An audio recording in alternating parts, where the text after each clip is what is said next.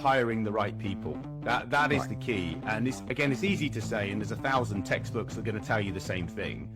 In my time, I grew a team of 17 senior managers within our organization, all who had sweet equity that were part of the investment journey that we went on. In 9 years, I didn't lose a single senior manager. Everyone stayed from the time they joined until the exit point in 2023. Now, that was because I personally hired them. I forget the CV. I go and have a look at, why do you want to come and work for our organization? What's in it for you? What are you giving up to be part of my business, etc.? And working with those people to go on that journey. And I think recruitment, if you get it right, fantastic. If you get it wrong, a total disaster, and can really set you back quite significant amounts of time. So I really, really encourage people to focus on those early recruitments, so the people you're going to bring in that are going to go on that journey with you for a long time. And incentives like sweet equity is a great way to do that, to encourage people to stay with you on that journey as well. Fastlane Founders and Legacy with Jason Barnard. Each week, Jason sits down with successful entrepreneurs, CEOs, and executives and get them to share how they mastered the delicate balance between rapid growth and enduring success in the business world. How can we quickly build a profitable business that stands the test of time and becomes our legacy? A legacy we're proud of. Fastlane Founders and Legacy with Jason Barnard. Hi, everybody, and welcome to another Fastlane Founders with me, Jason Barnard, and a quick hello, and we're good to go. Welcome to the show, Andrew Hulbert. Thank you very much. Do I need to sing back, or is it okay to do it this way?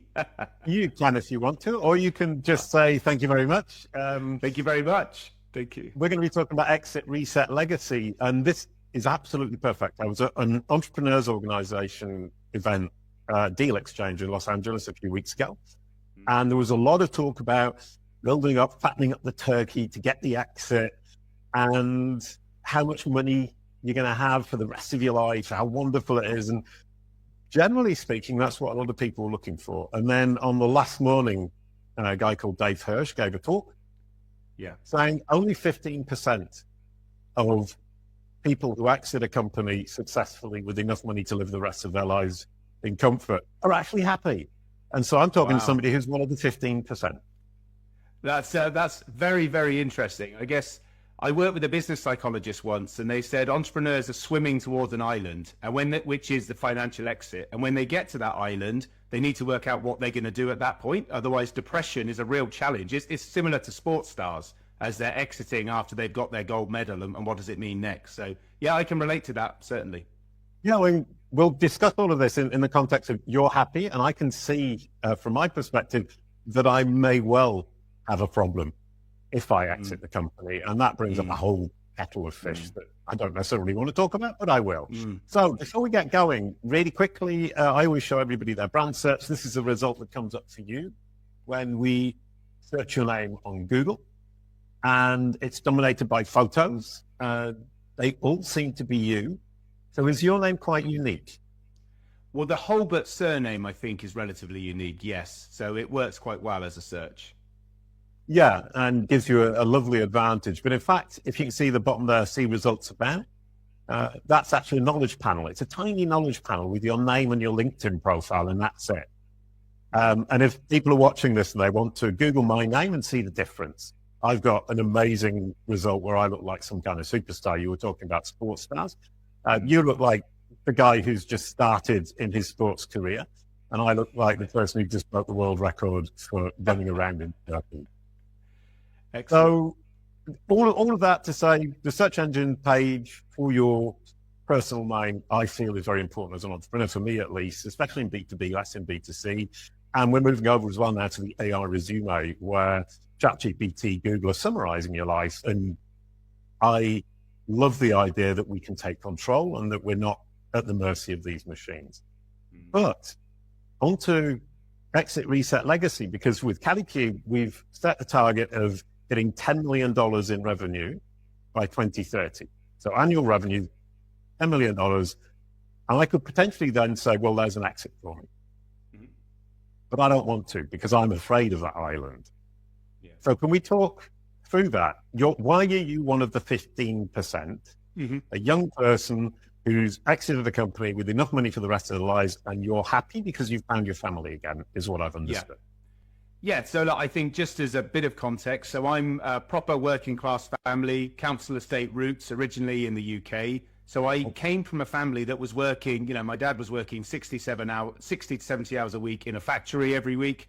7 till 7, he was out of the house, came home, had dinner, and then he'd be doing a number of jobs. My mum was working 2 or 3 jobs to make everything else work outside of that as well as raising 3 kids at the same time, which is obviously very challenging. So for me, I went into knowing I wanted to start my own business one day because although I respect my parents enormously, that isn't the life I wanted for myself in terms of working lots of hours for low pay. I was always willing to work very, very hard, but the reason I wanted to start a business from about the age of 15 was because I thought I could go on a journey that would get me to that exit point quicker than going on a graduate scheme in Marks and Spencer's or whatever and trying to work my way up through the corporate world. That was never going to work for me. As many entrepreneurs, we're upstarts that we don't listen to anybody anyway. So big corporates wasn't necessarily going to work for me in terms of the way I did it. So I knew as I went through this 10-year entrepreneurial journey, which literally started in my bedroom with no funding, no backers, literally nothing, me and a laptop. And we grew that business to £50 million and 500 staff within a 9-year period. And I was able to then exit in 2023 at the age of 37 with my beach money, as they call it, in terms of being able to step away. Now, at that point, all I ever really wanted to do was try and get my life back that I had before I started. Sorry, can we come back a step? You've gone right to the end of the story before we've actually started. Yeah, okay. So 50 million in 9 years. My target of 10 million in 5 years isn't unreasonable. Did you hit 10 million in 5 years? Yes, we hit 10 million in year 4. So year 3.5, wow. We hit 10 million. Yeah, from what standing kind of company start. was it? So property services. So we were predominantly in London looking after large corporate office space. So everything from compliance, maintenance, leases, rates, rental, decarbonisation, everything that it takes to create and run a high profile office. And we were working with big tech companies. So early clients were the likes of Twitter, Deliveroo, ASOS, so big brands within the UK. So that's how we grew quickly through that time. And getting that kind of client, how did you do it? Was it a great salesperson or are you just very charming? I am one of the best salespeople within that particular sector. I don't know whether I could sell everything to everybody else, but the challenge that our sector had is it's an old, outdated sector in terms of the people that are within it. So, for example, of the membership base that we have, 85% are men, and over 50% of those are over 45. So it tends to be an older male demographic. I came in as this 27-year-old who had these ideas about how we were going to do everything differently and how we were going to champion things like ESG and sustainability and social mobility and be right at the forefront of that. And what I found is the big names that people always wanted within their portfolio, and the tech startups in particular, they weren't necessarily looking for the most technically gifted, like who's going to maintain my air conditioning the best. They wanted to work with suppliers that were amazing suppliers, going on a journey themselves and supporting. And so I was incredibly good within that situation, and I could tell a great story as this entrepreneur that was going on a journey. And I also always used to bring them donuts with their logo on. If you ever want to get someone's attention, donuts with their logo is a great place to start, to be a little bit different to everyone else. Right. Okay. So it's differentiate yourself and tell a story. Is that going to work everywhere? Would that work for Calicube, for example? Well, I think potentially, because look, there's this whole adage that people want to buy from people. And in our sector, for example, there are 125,000 suppliers that do what we do.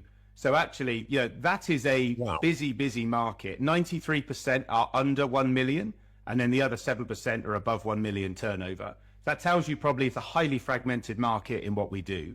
And one of the learnings that I had, we didn't do anything different to a base that was already working within the sector. I just think we told a better story, we marketed ourselves better, and actually we focused on what others don't do very well, and we did that very well. That was really our focus. So with your organization, for example, I'm sure there are thousands of competitors, maybe not as many as 125,000, but it's what are they not doing very well that customers are leaving them for to go and work with somebody else? And that's really where we focused. Right. Okay. Brilliant. And you mentioned under 1 million. That seems to be a number that comes up all the time. That's the ceiling. And a lot of entrepreneurs get stuck at that ceiling. And what's your explanation of that, and why did you and how did you get through that? I think, when entrepreneurs start up, there's a real energy about it that you think you're going to change the world and you're going to go on this incredible journey. And many people, I think, they manage to convince 1 or 2 clients or 3 or 4 clients or whatever to get going with them. It's how you then scale out of that situation that's incredibly difficult. I think most people have it within them to grow a business from nothing to 1 million. I think that's a relatively straightforward thing to do. The challenge I always had, and I wasn't particularly good at this advice, is you need to start bringing in resource very early to focus on growth, because growth and organic sales will cure all the problems that you ever have. It's all about finding more sales and growing more organically. So for me, it's about trying to focus on growth much earlier. Because I was an unbalanced entrepreneur, as I probably still am today, I also focused on growth very hard, but it ended up meaning I was working, 110 hours a week, probably on a normal day, didn't have any days off, no time off, no holidays, etc. When actually we should bring others in to start focusing on growth very early. Right. And I mean, that's critical, isn't it? Is moving the tasks or the responsibilities over to other people as much as possible.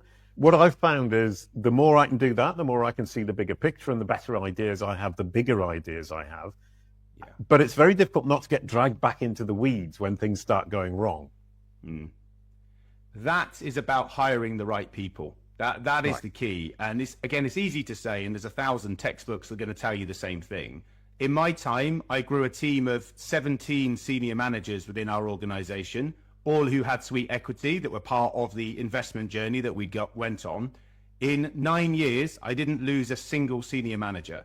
Everyone stayed from the time they joined until the exit point in 2023. Now, that was because I personally hired them. I forget the CV. I go and have a look at, why do you want to come and work for our organization? What's in it for you? What are you giving up to be part of my business, etc.? And working with those people to go on that journey. And I think recruitment, if you get it right, fantastic. If you get it wrong, a total disaster, and can really set you back quite significant amounts of time. So I really, really encourage people to focus on those early recruitments, so the people you're going to bring in that are going to go on that journey with you for a long time. And incentives like sweet equity is a great way to do that, to encourage people to stay with you on that journey as well. Right. Yeah. And another question is, you're the best salesman in that particular area. I'm great at product. I can build the best product. CaliCube Pro, 9 billion data points. I've built that. I love it. I'm having to learn to be a good salesman, and I struggle. Do you think it's more important for me? I mean, now that I've built the product, segueing or transferring my skill set to sales is really hard. No, I would say entrepreneurs, we're generally good at 1 or 2 things, and we are like superhero good at that thing. And it sounds like you're superhero good at the product side, which you created. Yes, and 9 billion data points is incredible, by the way. That's very significant. Yeah, and it's 9 billion data points covering 70 million brands and the detailed digital footprint of 1 million entrepreneurs. So it's really focused, and I've spent so long focusing it and making sure it's incredibly clean. But that's useless if I don't have any clients to use it on. Yes. So then it's about understanding where are your fragilities as an entrepreneur, and we all have them, and getting out of our own way to make sure that someone who's better than us can do it on our behalf. So it sounds like perhaps in your scenario, finding an exceptionally good salesperson that you can perhaps give a cut of the upside to, because they're really going to be how you're going to grow that organization from that point. And then it's okay that you're not the salesperson. And let's face it, often in organizations, the technical brains are not the best salespeople, because that's not what their brain is wired to do. Their brain is wired to be technically excellent, not a salesperson. Well, we record the sales calls, and the person who then tries to close the sale or closes the sale often comes back and says, stop explaining things. Well, that's okay as long as they're selling loads of stuff. It's okay to be critical of others if you're doing it yourself. But look, for me... I agree with that. I explain too much because I'm so passionate about it. And I should actually be saying, what's your problem and what does a win look like? How can we help you get there? And where's the value in this for you? And if I can do that, I understand where they're coming from, and we can serve them. And I just keep Yes. going, oh, we've got 9.4 billion data points. Here's what we can do. And they don't care. Sorry, go ahead. Yeah. No, but the salesperson that you're referring to, it's her job to make sure she uses you in the best way to get the win at the end of the day. That's what a great salesperson does. And I'd say part of my other skill set was if I was going into a sales pitch and I knew who was on the other side, which often we did, I knew the right team to take into that room to make sure that we hit the certain characteristics and the certain key points that we were trying to do, but in an authentic way. Some people try and do that and try and fake, like on your side, what you're good at and what you're trying to offer to the other side. Authenticity wins through every single time, especially when you're doing things in person, which we always did from a tender perspective. So for us, it was about being that great business that people loved us, they enjoyed what we were saying, they wanted to go on that journey, and it was all about that two-way interaction, which sometimes I think gets lost in sales because you're just trying to tell your story as opposed to sort of doing things both ways. Brilliant. Super. Now I've goofed because we've talked too long about the before the exit. Now let's go on to exit, reset, legacy, which was the point. Yeah. As you're coming up to the exit, you've thought, from what I understand, several years ahead, I need to plan for the exit. Mm-hmm. What's that process look like? Yes. Well, I think the key is that if someone's going to invest a significant amount of money in your organization and you want to take a step back at that stage, you need to present them with something that's going to be viable for the future. And that may be 2 or 3 years before you're ready to sell, because you need to hire a C-suite of people that are brilliant, that are running the business, that are doing it without you in it. And investors are not stupid. If you still do everything and then at exit pretend you don't, they're going to see straight through it because they're going to spend £1 million on due diligence, understanding how your business runs anyway. So for me, it's all about prepare for that exit goal in mind. We probably started 2.5 years before in terms of just getting ourselves ready, processes, systems, finances, people, C-suite. A new CEO. I'd been CEO for 9 years, so stepping back and putting someone else in to make sure we were ready to go was a really important thing. So you put another CEO in place before you sold? Yes, that must have been very attractive, because the fear, I would imagine, is that if you're the CEO and the founder and you're driving sales, without you, the whole thing collapses. Absolutely. And so we'd had a CEO in place for nearly 12 months prior to going to the actual exit point. And that was really important. But also, as the founder, I still offered to support from a non-exec perspective so that we didn't lose that part of the branding and the founder story and everything that goes with it. But yeah, it was all about, if people are going to give tens of millions to an organization to purchase it, it has to be a great platform that they're building from a people perspective and a process and system perspective. And for anyone who has not sold a business before, the amount of due diligence that gets completed on these deals is really, really significant. I'm talking weeks of dealing with consultants to go through every aspect of your business. The more prepared you can be for that, the smoother your sale will be, and the less chance they've got to take chunks out of the sale price because you haven't got X, Y, and Z. And it really is about being prepared. Yeah, I mean, you mentioned processes and people. I'm trying to think of the third P, which is going to be that the CEO or the founder isn't the be-all and end-all. It isn't going to collapse if they leave. So for me, those are the 3 Ps, but I can't think what word would fit for the third P. No, but it's true, because I think with founders in particular, because it's been their baby for such a long time, they run things in a way that works for them. And that's not always a good thing for the organization because it needs to be processed, delivered in the right way. So yeah, that ability to take that step back and allow the business. But for us, we were able to demonstrate that for a 12-month period, the business was running very successfully and it was all working. But also, I mean, we had 500 odd staff at that stage when we exited. I know one person is important, but actually you've built a team. It's not just a one-person entity. And if they're willing to stay and be proactive and still act as a sales function and the founder type role, there's some real strength in keeping that as part of like a non-exec situation, as well as supporting that senior team that's in place. Yeah. Oh, I like this. This is great. But that whole thing of saying, right, okay, I've taken a step back, put a CEO in place, that's got to help with the reset, because you were saying earlier on, and I think it's true for a lot of entrepreneurs, it's my baby. And what do I do when I stop? And that reset is where Dave Hirsch was saying, that's where it goes wrong, is people prepare for an exit, but they don't think about the reset that's going to get them into the new life on that desert island you were talking about. Yes. And maybe, I mean, you said island, but I've just thought desert island, because you get there and you go, right, now I'm on my own, and suddenly I feel terribly lonely, and I'm not sure what to do here because there's one palm tree and a beach. Yes. Well, I mean, Jason, so much to unpick from what you just said. I tell you what, my reset didn't happen when I handed over the CEO. If anything, that made me more stressed because someone else was going to run the business for me now. My reset came, and it was a very real example. So we'd sold the business, and I'd always had this dream of just getting on a train and going nowhere. That was sort of one of my dreams, my fantasies as I was doing it. An old Oasis song called Going Nowhere on a Train. And I went and hopped on the Caledonian Express. You could sing it at this moment. I really am not. That's not what I'm here for. You don't want that. It will get viewers. So you hopped on a train? Hopped on a train, went on the Caledonian Express from King's Cross all the way to the north of Scotland, and then got off in Fort William, and then hired a car and drove to the very north tip of Scotland on my own. And it was pouring with rain the whole time that I was there. And I just sort of felt like I had this escape moment, and this moment I've been building up to for a while. I managed to deliver it. But then as you start to go back, I mean, that was approaching 2 years ago now, compared to where I am today. So the decompression has been positive from my perspective, because having worked with a business psychologist, like I mentioned, I knew what was coming. But for me, I'd neglected my friends, neglected my family, neglected my wife, you know, through that last almost 9-10 years of time that I'd spent doing the business. So I had something to go back to. And I was very lucky that I still had all my family unit, and my friends and my kids were still young.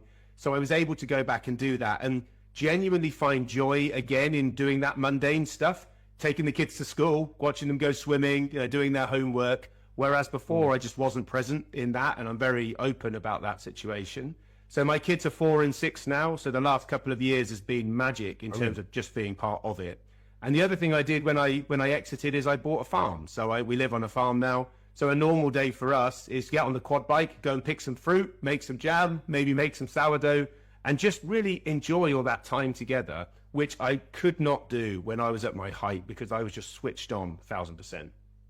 Yeah, I mean, and kind of that's really interesting because you've got family. Now, I'm in a position, and I think a lot of entrepreneurs, when they exit, they've worked so hard for so long. Not only is the company my baby, but when I walk away, I don't have a family. I need something else. And finding that is going to be a struggle. Yes. I would go back to your passions. And it could be anything, right? It could be walking dogs. It could be pottery. It could be skydiving. It could be any of those things that you neglected to do. But entrepreneurs will know what... Collecting data and mastering the algorithms, that's my passion.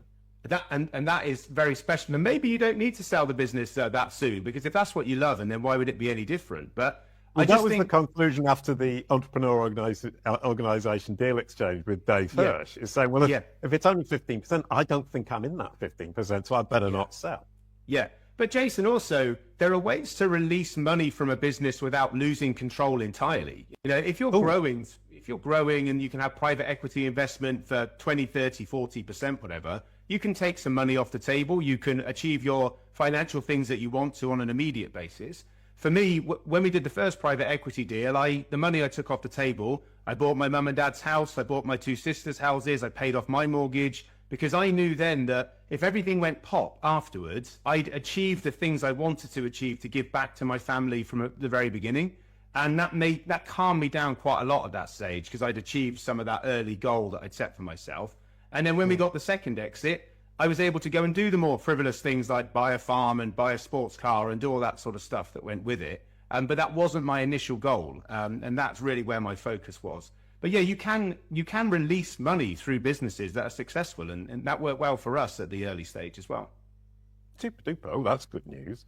So the reset is difficult. And I really want to bring to the fore the fact, and that 15% may or may not be true, but it's relatively small and surprisingly so. You can't play golf all day, every day. I think kind of it's the silly example, but definitely I think if golf is your entire future, you're in trouble. You need a lot more than that. And emotional involvement, which is what I hear from you with your family. For me, it would be music, and there's a lot of emotion going on there. So I think thinking about your emotions and where your emotions are going, and as an entrepreneur, you tend not to focus on that too much. It's very pragmatic all the time. And all of a sudden you get out the other side, and it's a lot of emotion needs to be reintegrated. I don't know what I'm talking about because I'm not No. a business psychologist, but definitely makes sense. But Jason, the other thing that I found being in my late 30s when I finished up was that all my mates are at work, right? They've got families, they've got jobs, and there aren't many 40-year-olds running around, bouncing around every day saying, hey, do you want to go and play tennis or what do you want to do? In the end, I got into things like scuba diving. I got into skydiving. I'm one of the biggest blood donors in the world now. So I donate every 2 weeks, saved over 1,000 lives through blood donations now, planted a forest, just bought a nature reserve, all these things that you can do to sort of enrich your now life and the future life. That's where I started to focus my time. But it doesn't mean it's easy. I can understand how people get to an exit point and then just fall a little bit flat. But I think we're entrepreneurs. We're very good at sorting stuff out. It's about proactively going, trying to create what your new reality looks like. And that can be special. I think a lot of people think when you do an exit, you're going to buy a catamaran and sail around the Bahamas for the rest of your life. It's not that. If you've got kids in particular, they need to go to school or be supported through university or whatever. But if you have family ties, you can't just up and go because that's not necessarily going to give you the well-being that you want. That said, if that's what your choice is and you want to do it, that everyone's different in how they want it. But for me, because of my community early life, it was important to me to be part of my family and be an active part of that as well. Yeah, I like the word well-being. I think that's much better stated than I did. Now, we can finish off with legacy. What do you mean by that? Legacy for me is I want people to Google me in the future. Maybe I need to improve my Google from what you've just showed me at the start. But I sort of have this wonderful idea that the forest that we've planted and the nature reserve that we've just bought, they're next to each other. I like this idea that in 150 years, someone comes to see this forest that will be hopefully well established by that stage and goes, my great-great-great-grandfather, who was a bit bonkers back in the 20s, decided that this is what he was going to do with his life. Yeah. And this is the positive legacy we're leaving behind. But also kids. I want my children to grow up knowing the value of money, working hard. I don't want them to think they've got this big windfall of cash that's going to come one day. And for me, my legacy is partly through how I raise my children and the impact that they can have on society in a positive way. And I know how hard I was working as a child. They won't have to do exactly the same, but I will expect them to do things for money. And they don't have loads of toys and they don't have this ridiculously flamboyant life because we want them to work hard for what they're going to get. And that's what legacy looks like to me now, as well as telling the story of working class to early exit. I think it's possible for anybody to do that. And hence why I'm out trying to tell the story and raise the opportunity for that. Well, I mean, I suppose as well, yeah, encourage people who are from a working class background to aim for the stars, if we can say that, or have the ambition and the belief in themselves, because it's easy to get stuck, as you said, in this idea of I need to get a job and then work my way up the corporate ladder. And that isn't necessarily the case if you've got the entrepreneurial spirit. Can you define the entrepreneurial spirit to finish the episode? Yeah, for me, entrepreneurial spirit is understanding that you may need to make sacrifices of things that you want to do for a higher outcome that you're aiming for in the future. And being content with yourself that you may miss out on going out on a Friday night with your mates because you're working on something that's going to give you the life that you want. So just understanding sacrifice is part of the journey. That's what entrepreneurial spirit means to me. Brilliant. Thanks so much. That's a lovely end to the show. Thank you so much. Thank you everyone for watching. You get the outro song. A quick goodbye to end the show. Thank you, Andrew. Thank you so much. Your corporate and personal brands are what Google and AI say they are. We can give you back control. CaliCube.